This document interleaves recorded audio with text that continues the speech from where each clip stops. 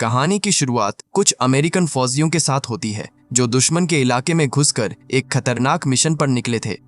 सब कुछ बड़ी तेजी के साथ हो रहा था। उन्होंने अपना मेन टारगेट गिरा दिया और वापसी की तैयारी करने लगे, लेकिन दूर तक शांति नहीं थी। इसी हड़बड़ी में एक साथी ने अपनी जान गंवा दी। हालत यह थी कि आगे जीतने का कोई रास्ता नहीं सूझ रहा था। फौजियों ने तुरंत हेडक्वार्टर से मदद की गुहार लगाई, लेकिन तभी कुछ ऐसा हुआ जिसने सबको हैरान कर दिया।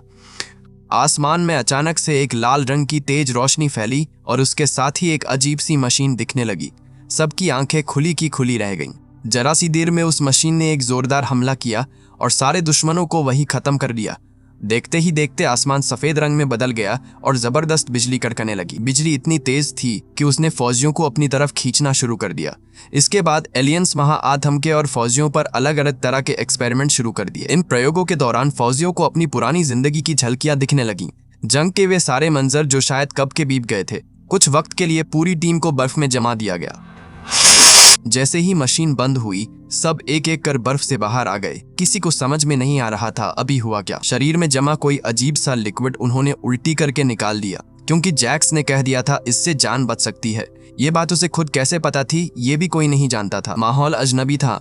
कहीं कोई समझ नहीं पा रहा कि वे आखिर है कहाँ। कईयों ने सोचा शायद उन्हें रशियन या चाइनीज फौज ने किडनैप कर लिया है, मगर मशीन के अंदर जिस तरह के निशान थे वो किसी भी इंसान के जैसी लग ही नहीं रहे थे। इसी कशमकश में रईस को एक प्लेट मिलती है जिस पर उसकी और उसकी पूरी यूनिट का नाम लिखा था। सवाल ये उठा कि वह अजीब सी भाषा पढ़ तक कैसे पा रहा था। इधर फौजियों ने जल्दी से अपनी बंदूकों में गोलियां भर ली।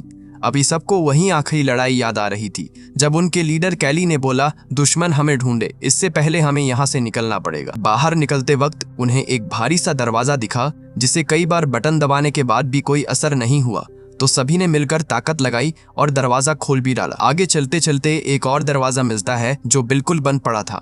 तभी रोडी को वेंट का आइडिया आया, रईस को भेज दिया तहकीकात के लिए। रईस ने मुंह में लाइट दबाई, वेंट में घुसा और आगे बढ़ गया। वह आगे एक दरवाजे तक पहुंचता है। बाकी टीम भी उसके पीछे वेंट में घुस जाती है। अंदर पहुंचते ही दरवाजों पर अजीब सी निशानियां मिली। सबको लग रहा था जैसे कोई है जो उन्हें वहां बुला रहा है।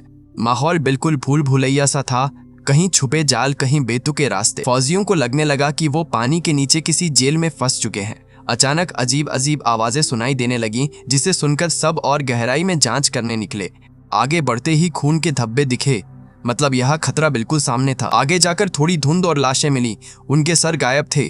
कैलिक्स और रईस ने देखा कि एक डेड बॉडी अजीब सी टेबल से उलझी पड़ी थी। वहीं जिंदा एक औरत थी, हाथों में हथकड़ी, नाम था राबी।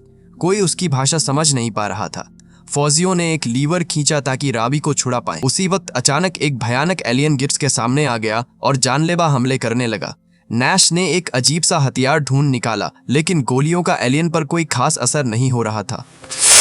जब कैली ने गोली चलानी चाहिए तो एलियन ने उसका हथियार छीना और गले से पकड़ लिया, पल भर में कमर तक पटक दिया। जैक्स पर जैसे ही एलियन ने हमला किया, नैश ने वो अजीब हथियार रोडी को थमा दिया, जो आखिरकार उसे चलाने में कामयाब हो गया और एलियन को गिरा दिया। सबको लगा एलियन खत्म हो गया, लेकिन अचानक उसने फिर हमला कर दिया। तभी राबी आगे बढ़कर गोली चलाती है और एलियन को सच्ची में मार गिराती है। इसके बाद राबी कुछ कहती है जो किसी को समझ में नहीं आता और फिर वो वहां से चली जाती है। फौजी उसका पीछा करते हैं, लेकिन देख लेते हैं कि गिब्स अब मर चुका है। फिर एक और एलियन वहां आता है। कैली लगातार गोलियां चलाता है और सबको भागने को बोलता है। एलियन लेजर गन से फायर करता है, जिसमें राबी घायल हो जाती है। जल्दी ही कुछ और मॉन्स्टर उस एलियन के पीछे आ जाते हैं और फायरिंग शुरू कर देते हैं। कैली ने राबी की मदद की और सब किसी तरह भाग निकले। इधर उधर फायरिंग होती रही। जो टीम थी वो पास के कॉरिडोर में छुप गई। रोडी ने मौके पर लीवर खींचकर दरवाजा बंद कर दिया। कैली ने एक छुरा दरवाजे और दीवार के बीच अटकाया ताकि एलियन अंदर ना आ सके। फिर उसने जैक से बोला, जल्दी से रोडी के साथ जाओ और बाहर निकलने का रास्ता ढूंढो। दूसरी तरफ एलियन दरवाजे पे ताकत आजमाने लगता है और टीम को समझ आ जाता है कि ये रुकावट ज्यादा देर नहीं टिक पाएगी। जैक्स और रूडी ने तारों के जंजाल से होते हुए ऊपर चढ़ना शुरू किया। रास्ते में डर का माहौल था, लेकिन रुकना मुमकिन ही नहीं था। रियस ने टीम को इशारा किया कि वे दोनों के पीछे पीछे जाएं और खुद एलियंस का ध्यान भटकाने के लिए वहीं पर रुक गया। दरवाजा खुलते ही रियस ने बिना सोच विचार के सबसे पहले एलियन पर गोली चला दी। दरवाजा फिर से बंद हो गया, लेकिन तब तक सारे मॉन्स्टर भीतर घुस चुके थे। रियस जल्दी से वेंट की तरफ भागा, पर वेंट तक पहुंचने से पहले ही एक एलियन ने उसका पैर पकड़ लिया और उसे बाहर खींचकर बेरहमी से मार डाला। इतने में दूसरा मॉन्स्टर वेंट के अंदर झांक रहा था, लेकिन रूडी ने एक पल भी बर्बाद ना करते हुए उसका सिर उड़ा दिया। रूडी बस कंधे उचकाता है, उसे सच में कुछ याद नहीं था। उधर जैक्स ने रावी के घाव की देखभाल करनी शुरू की, मगर रावी ने हाथ बढ़ाकर उसे मना कर दिया और बोला, मैं ठीक हूँ। कैली ने रावी की बातें ट्रांसलेट करना शुरू किया, उसकी रूसी काम आई। रावी ने टीम को बताया कि ये मॉन्स्टर असल में एलियन है और चौंका देने वाली बात बताई कि सब एक स्पेसशिप के अंदर हैं। इसी बीच उन एलियंस ने रियस की लाश के टुकड़े टुकड़े किए और एक अजीब सी डिवाइस से उसकी यादों को पढ़ना शुरू किया। अब एलियन ने सब कुछ जान लिया जो टीम को ही पता था। रियस की यादें देखकर उन्होंने एक खास डिवाइस एक्टिवेट कर दी। दूसरी तरफ रावी ने बताया कि वह एलियन लीडर, जिसका चेहरा अजीब से निशानों से भरा है, असली खतरा वही है।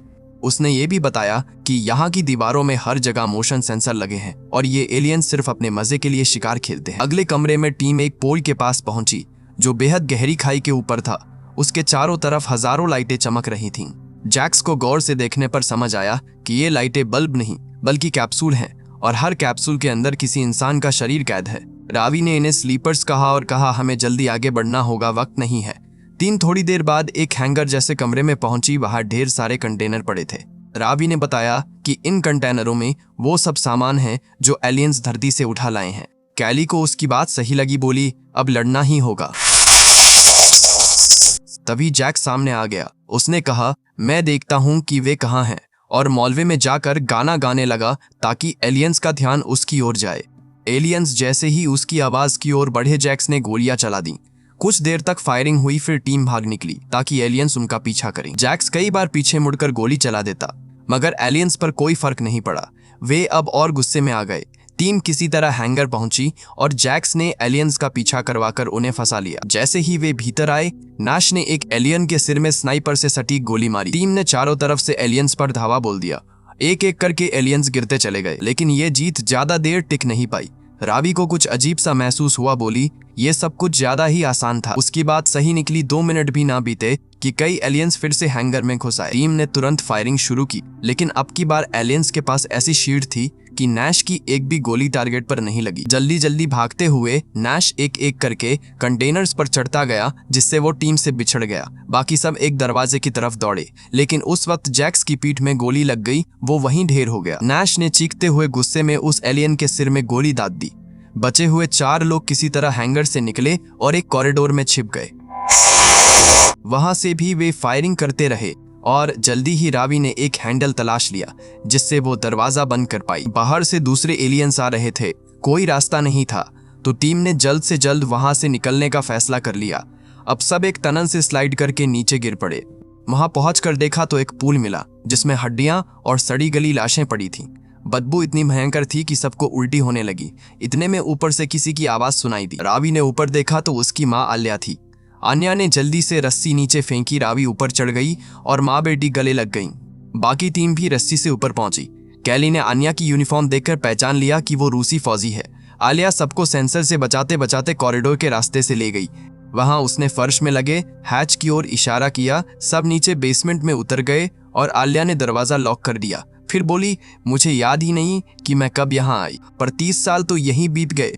फौजियों को तभी समझ आया कि रावी तो यहीं इसी स्पेसशिप में पैदा हुई है। आलिया ने बताया कि इन एलियंस ने धरती पर हमला किया था। कई साल पहले इंसानों ने एक ड्रोन को स्पेस में भेजा था। उस ड्रोन के साथ एक नक्शा भी था। उम्मीद थी कि कोई दोस्ताना एलियन इसे पाएगा, समझेगा और शायद धरती पर आएगा, लेकिन किस्मत खराब रही। वो मैप्स इन एलियंस के हाथ लगा, वो तो काफी खतरनाक थे। उसी मैप को देखकर उन्होंने धरती पर हमला बोल दिया।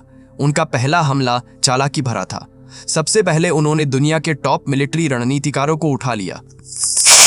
उनके दिमाग को मशीनों से जोड़कर एलियंस ने इंसानों की सारी लड़ाई की तरकीबें सीख ली। इस तरह उनके पास हमारे सारे हथियारों, चालों और सोचने के तरीके का एक्सेस आ गया। इसका नतीजा ये हुआ कि बस कुछ ही हफ्तों में धरती का बड़ा हिस्सा तबाह हो गया। लेकिन यह सब एक तरफा नहीं हुआ। जब इंसानों के और एलियंस के दिमाग कनेक्ट हुए तो इंसानों की भी कुछ किस्मत जागी। कुछ लोगों को ऐसी चीजें सीखने को मिल गईं जिनका पहले कोई अंदाजा नहीं था। अन्या उनमें से एक थी।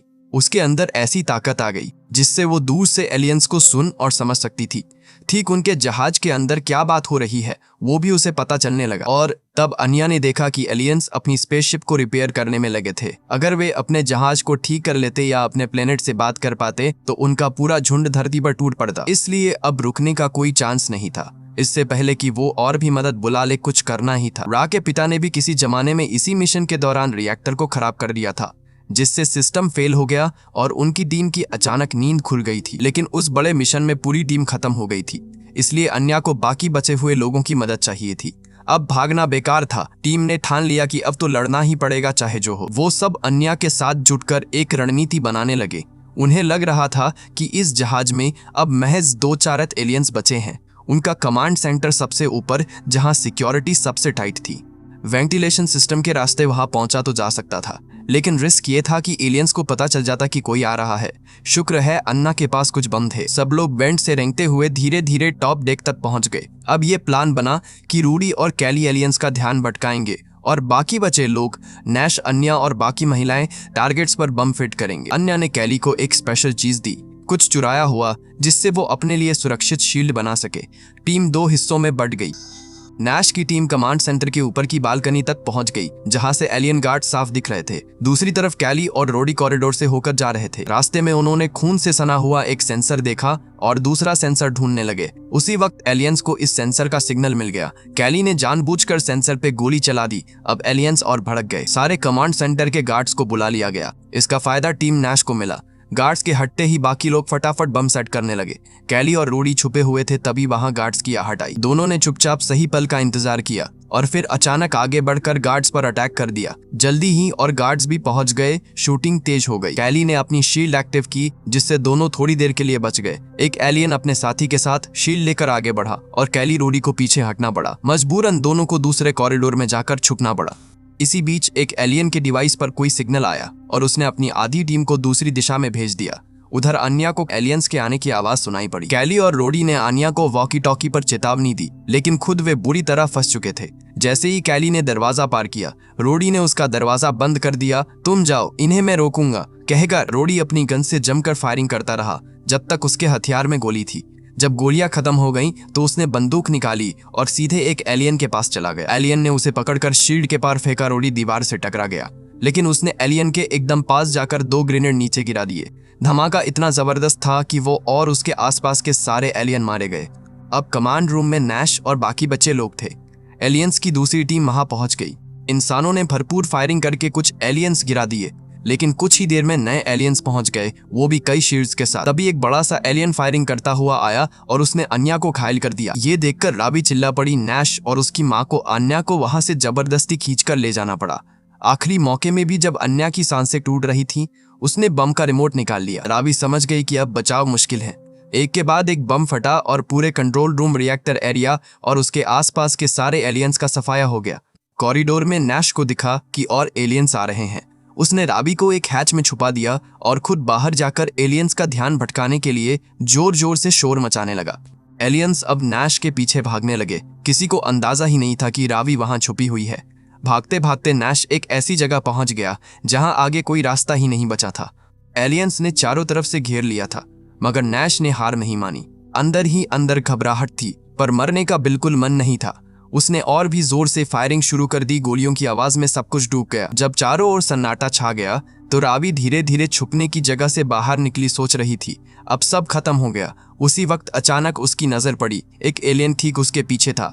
सांस अटक गई राबी की। दूसरी तरफ कैली तेजी से भागता हुआ एक कमरे में जा पहुंचा। वहां देखा तो दर्जनों लोग सेल्स के अंदर कैद थे। सब मदद के लिए चिल्ला रहे थे, हमें बचाओ। कैली ने झट से सेल खोलने की कोशिश की, लेकिन पलटते ही एक एलियन ने आकर उसके सिर पर जोरदार वार कर दिया।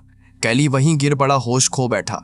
बेहोशी में उसने सपना देखा, उसकी बेटी हंसती खेलती धरती पर पूरी तरह सुरक्षित। लेकिन तभी सपना टूट गया। एलियंस उसकी बेटी को भी उठा ले गए और कैली ने एक झटका महसूस किया। जब उसकी आंख खुली तो देखा वो भी एक सेल में बंद है। उसके बगल में राबी खामोश बैठी थी।